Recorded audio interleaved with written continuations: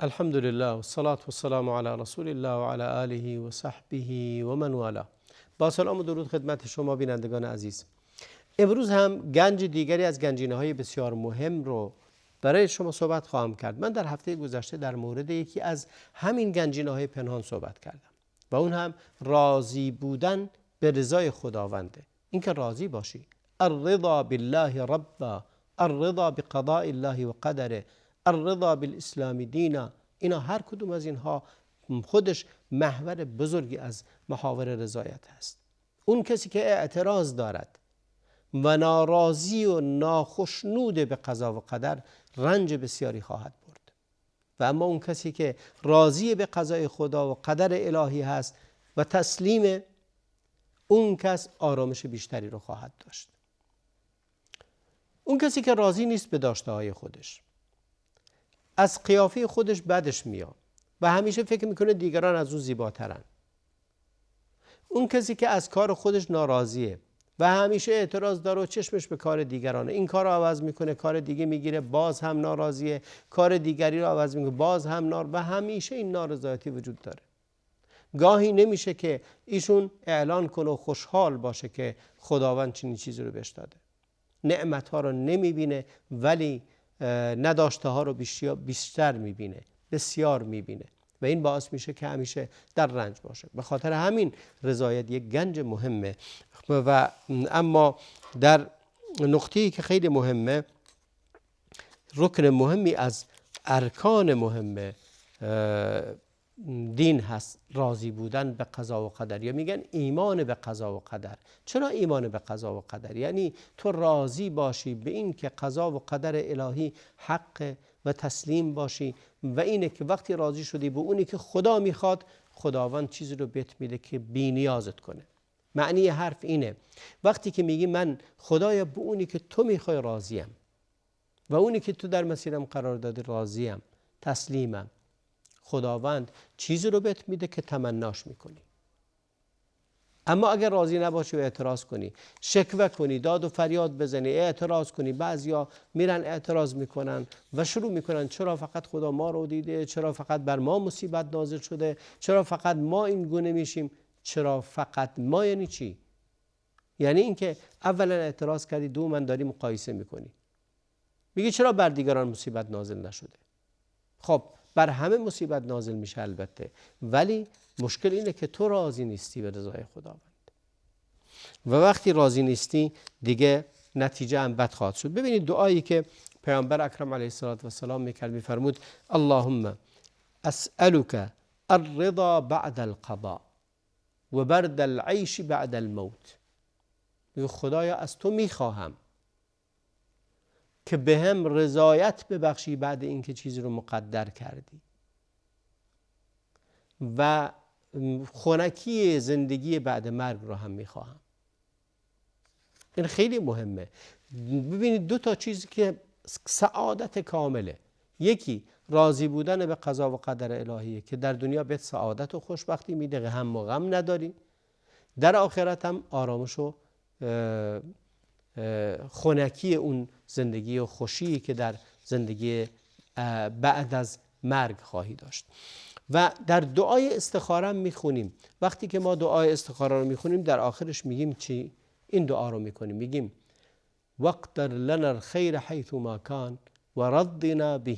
خدایا برای ما خیر رو مقدر کن هر جا که هست، سپس ما را به اونی که مقدر کردی راضی گردان، یعنی خوشنود گردان، بتونیم راضی باشیم به رضای تو. اینه که درجه بسیار مهمی از عبادت و بندگی در این نهفته است که انسان راضی باشه.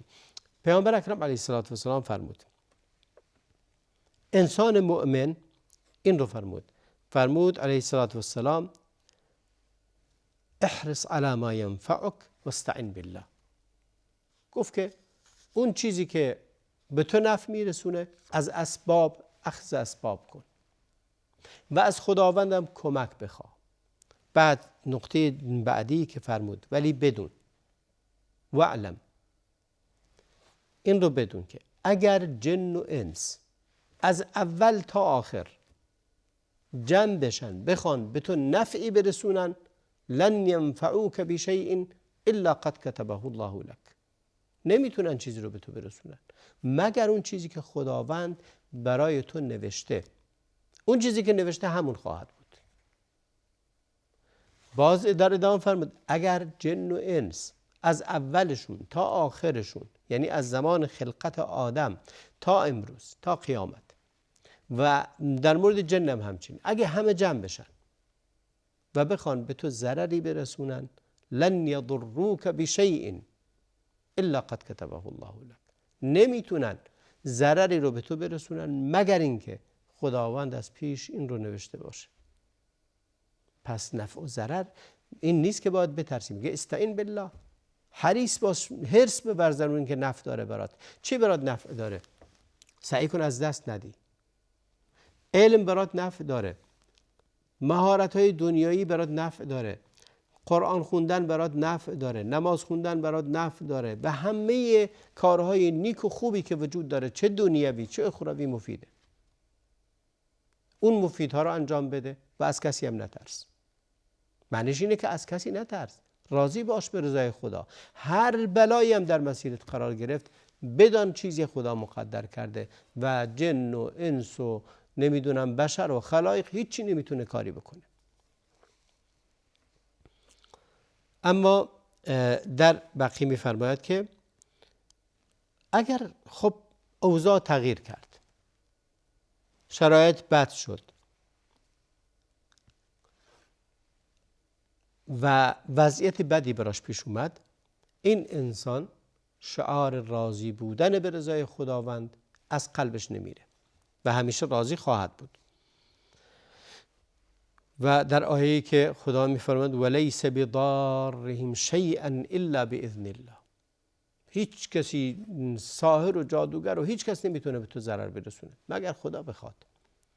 و ما هم بضارین من احد الا باذن الله، هیچ کسی هم نمیتونه ضرر به تو برسونه مگر خدا بخواد. اما وقتی که خداوند چیزی رو مقدر کنه همون خواهد شد. و در حدیث دیگری رسول الله علیه السلام فرمودند، از حسین ابن علی پرسیده شد، گفت که ان ابا ذر رضی الله عنه یقول الفقر احب الی من رحم الله. میگه احب الی، گفت که ابو ذر گفت که فقر در نزد من احب الی من الغنا، فقر برای من خوشایندتر از سرمایه داریه. بعضی آدم ها این گونه‌اند، دوست داره از غنی بودن بدش میاد، فکر میکنه کسایی که اغنیان دیگه مشکل دارن و این تصور رو داره، فکر میکنه پولدار بودن مساوی با نارضایتی خداوند. و این دونه گفت. حسین ابن علی هم گفت که رحم الله ابا ذر، خدا رحم کنه ابا ذر.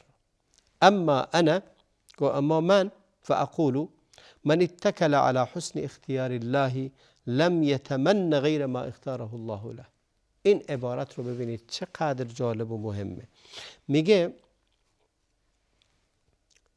چون در مقابل گفته ابوذر، حضرت حسین بن علی میگه من میگم من اتکل علی حسن اختیار الله، اگه کسی خودش رو اتکا کرد بر انتخاب خدا برایش، یعنی هرچی خدا برات مقدر کرد، لم یتمن غیر ما اختاره الله، تمنا نمیکنه غیر اونی که خدا خواسته. پس یعنی راضی باش، یعنی فقط بگو خدایا اونی که خیر برام انتخاب کن، اما اونی که حسن و نیکی برام انتخاب کن، خدای راحتی رو برام انتخاب کن. به خاطر همینه همه دعاهای ما همینه.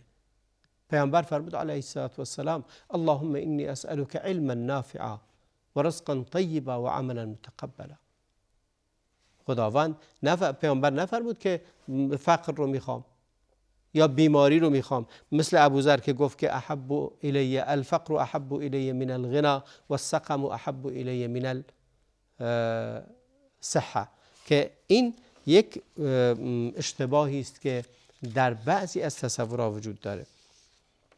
پس رضایت یعنی این که راضی باشی به تدبیر خداوند، بدانی خداوند چیزی رو که برای تو مقدر کرده است بهتر است، و اطمینان داشته باشی به وعده خدا.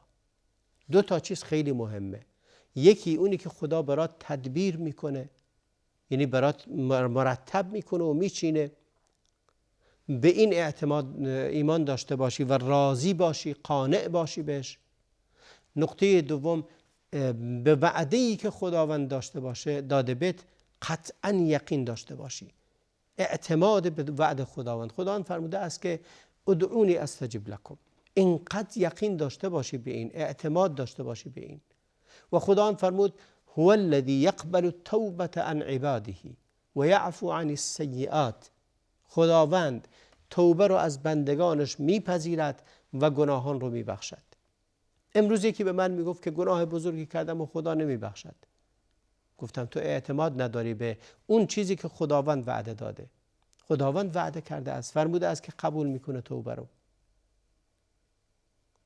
پس راضی بودن یکی این که یقین داشتن هست و هر کسی هم قانع باشه به اونی که خدا داده، خداوند رضایت رو در دلش قرار میده.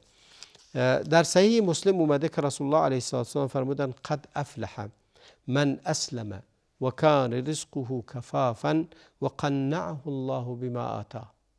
فرمود که رستگار است کسی که ایمان بیاورد و تسلیم شود و رزقش هم به اندازه کفافش باشه و قانع باشه به چیزی که خدا بهش داده، یعنی راضی باشه به اونی که خدا بهش داده. هر کسی این رو داشته باشه حتما بدونید که رستگار و خوشبخت است. اما اون کسی که راضی به قسمت و نصیبی که خدا بهش داده، نتیجه بزرگی رو در این دنیا خواهد گرفت. یکی از آثار، من میگم که این گنج مهمیه، یکی از آثار راضی بودن به رضای خداوند اینه که سختی ها برداشته میشه. نقطه آغاز گشایش در زندگیتون راضی بودنه. اگر تا زمانی کسی رو میبینی سالهای سال در بلا هست، بلا پشت بلا، علتش این راضی نیست. اگر اعلان رضایت میکرد و تسلیم میشد، خداوند در خیر رو برویش میگشود و بلا را از اون بر میداشت. اما چون راضی نیست، خداوندم همچنان اون رو در بلا نگه داشته است تا راضی بشود. و پس نقطه اول این هست که گنج مهمی که وجود داره اینه که ما رو به مرحله میبره که بتونیم از بلا خارج بشیم. نقطه خروج از بلا راضی بودن به رضای خداست. این نقطه دوم انشراح صدره، فراخ صدر براتون باز میشه. هم و غم و اندوهی که بار سنگینی بر دلتون هست برداشته میشه. از لحظه ای که خودتون رو به دست خدا میسپارید و اعلان میکنید خدای راضیم به رضای تو و یقین داری که خداوند هر چی رو مقدر کنه خیر و صلاح تو در اون است و این بهترین انتخاب است برای تو، همونطوری که حسین ابن علی گفت این بهترین انتخابه، در اون لحظه همه هم و غم ها، همه ناآرامی ها، همه اضطراب ها و نگرانی ها، افسردگی ها، همه اینها برطرف خواهد شد. اصل اشکال در اینجاست که ما خود رو به خدا نسپردیم و راضی نیستیم به اونی که خداوند قرار داده است. اما نقطه بعدی یا اثر بعدی که در دنیای ما داره اینه که میتونیم درست در مورد کارامون تصمیم بگیریم. آرامشی که به ما دست میده در بعد از رضایت، خداوند راههایی رو برای ما باز میکنه که از اون مرحله خارج میشیم و وارد مرحله بعدی میشیم و ابواب رزق و خیر و برکت به روی ما گشوده خواهد شد. پس پاکی نفس میاره، آرامش میاره، فضیلت میاره، راضی بودن به قضا و قدر الهی و اعلان رضایت کردن، خیر و برکت دین و دنیا خواهد بود. و اما وقتی که ما بدونیم و راضی باشیم، خداوند ببینید در مورد پیامبر چه فرمود: ولسوف یعطیک ربک فترضی. خداوند اینقدر نعمت بهت میده که تو هم راضی میشی. نتیجهش اینه که رضایت بخشیدن و راضی بودن خودش نعمت بسیار بزرگیه که ما باید هم این رو داشته باشیم و هم بدونیم که چقدر نکته مهمی رو در این مسئله قرار داده ایم. در قرآن کریم می‌فرماید که انسان ها دو دستن.